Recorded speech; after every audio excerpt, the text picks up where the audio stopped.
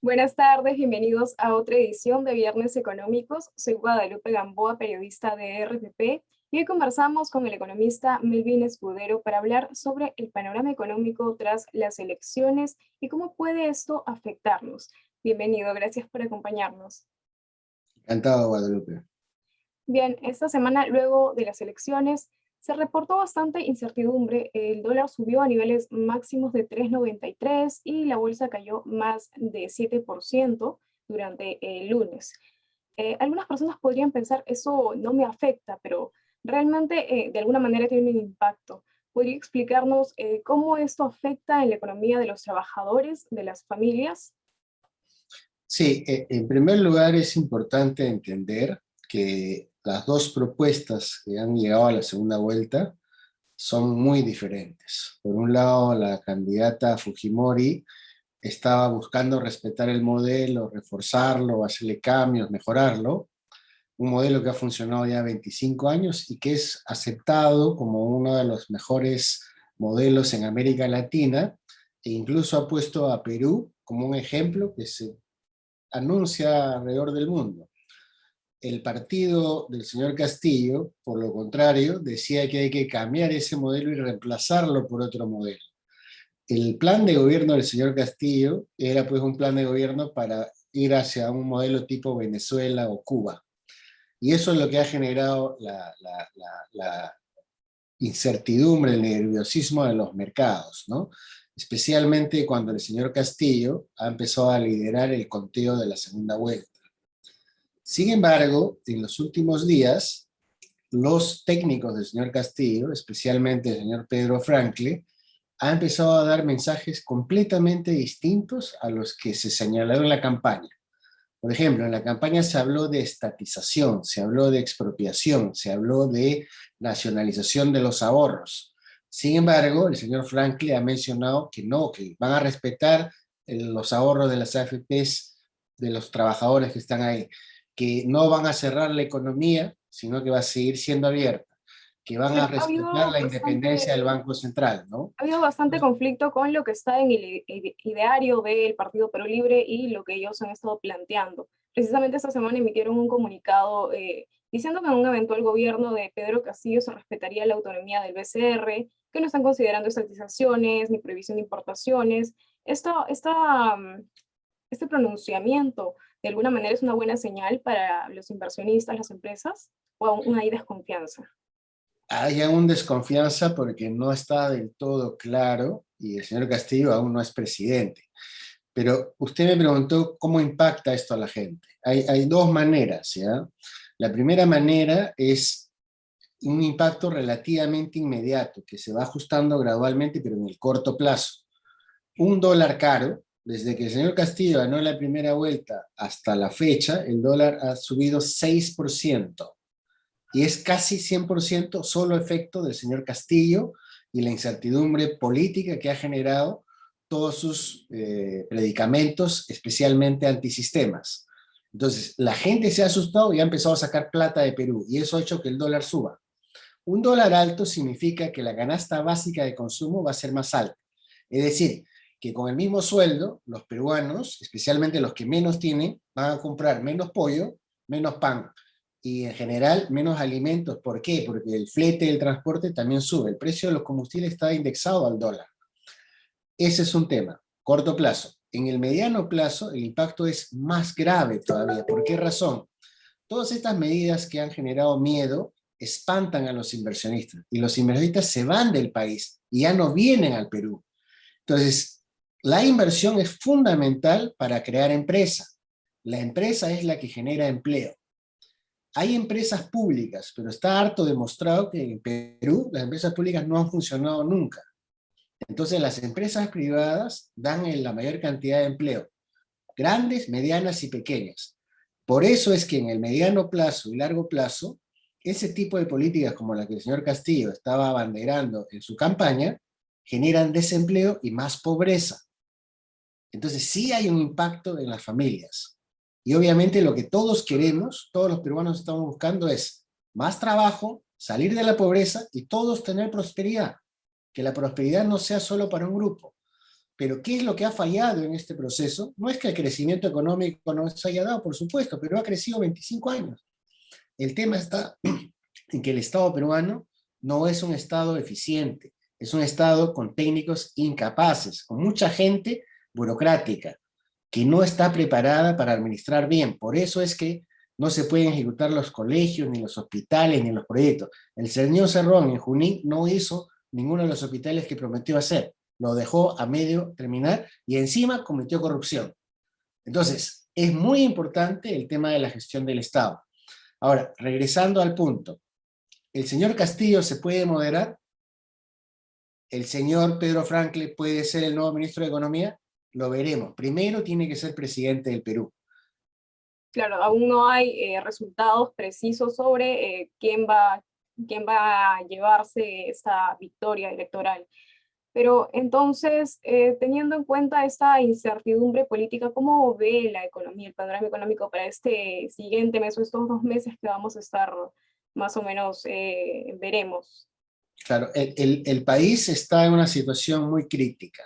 Por eso toda esta incertidumbre nos hace bastante daño, porque tenemos millones de familias, ¿no?, que están viviendo en el día a día, en la precariedad. La pobreza se ha duplicado en el Perú. Era el 20%, ahora es el 30% del total de ciudadanos que están en la pobreza. El desempleo se ha triplicado en el Perú y la informalidad ha aumentado en 10 puntos. Éramos 7 de cada 10 peruanos informales, ahora somos 8 de cada 10 peruanos informales, ¿no? Así es. Entonces, en esta situación, ¿qué es lo que necesitamos? Si el barco se está hundiendo, necesitamos pues los mejores pilotos, los mejores copilotos, los mejores marineros que nos salgan de esta tormenta. Y ahorita lo que estamos viendo es que se están peleando para ver quién maneja el timón, ¿no? Entonces usted me dice, ¿quién tiene los mejores técnicos? Bueno, a la luz de lo que ha pasado, la señora Fujimori ha mostrado mucho más técnicos. El señor Castillo le han faltado técnicos, no aparecían los técnicos. Recién ha aparecido el señor Pedro Franco. Entonces, en un mundo integrado, globalizado, donde todo se mueve desde el celular y el smartphone, esto puede tener consecuencias gravísimas. Por eso es bien importante que el señor Castillo, si es presidente, aclare de una vez qué tipo de presidente va a ser. ¿Castillo moderado o Castillo extremo? ¿A qué me refiero de Castillo extremo? El estatista, ¿no?, el expropiador, tal como en Venezuela o Cuba. ¿O es el Castillo moderado? Un Castillo que va a respetar la economía, que va a buscar hacer, digamos, inclusión social, pero que sobre todo va a dejar las libertades, ¿no? O sea, que la gente tenga propiedad privada, que la gente pueda entrar o salir del país, pero también que exista el libre flujo de bienes y de capitales, que los ahorros puedan entrar y salir del país. Si ese es el caso, entonces el Perú tiene chances de seguir adelante.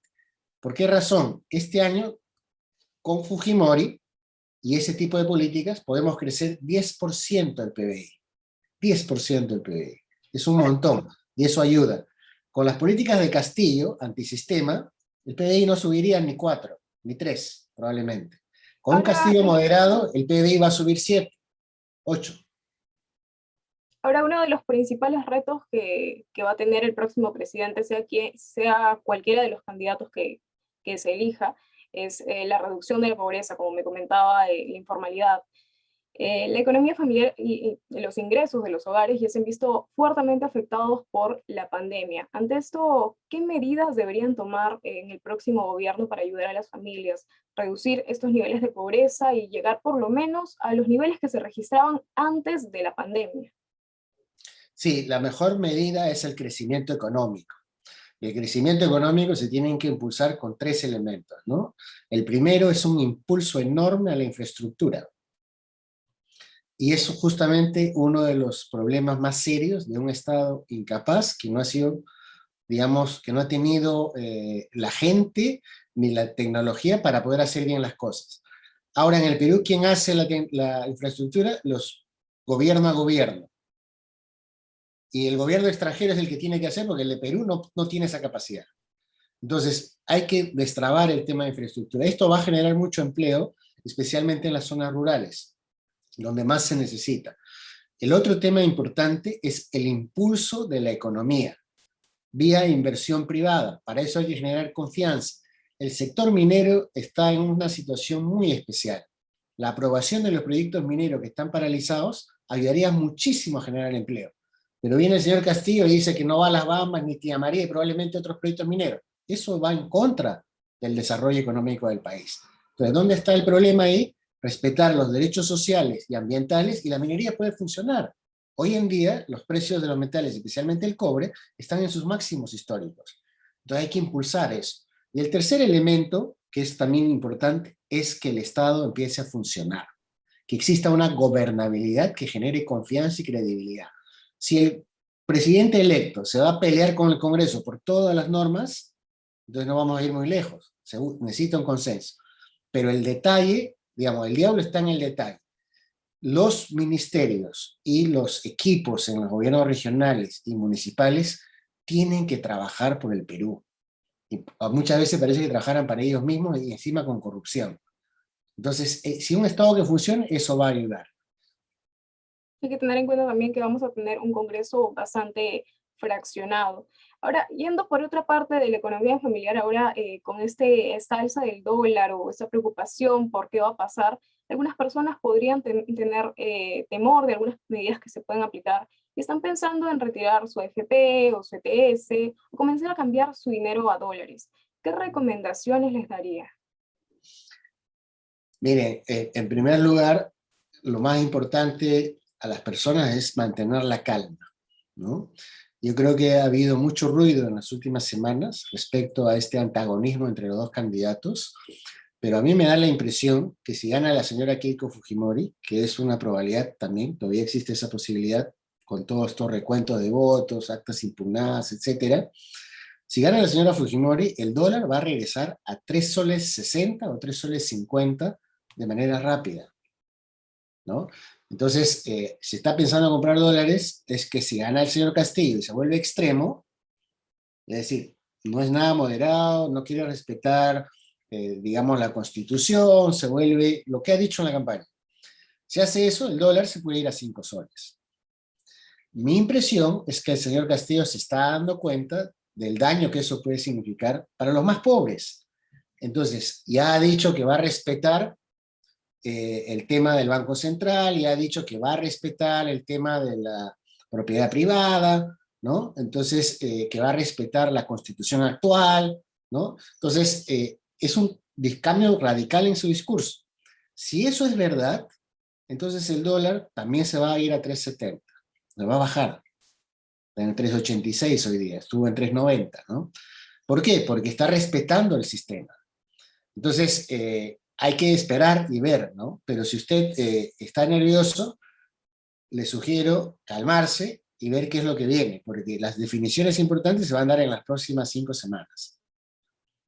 Bien, muchas gracias, señor Escudero. Esto ha sido todo por ahora. Ya veremos en las próximas semanas cómo va avanzando este tema electoral. Ya saben que si desean más información pueden ingresar a www.rpp.pe. Gracias. Gracias.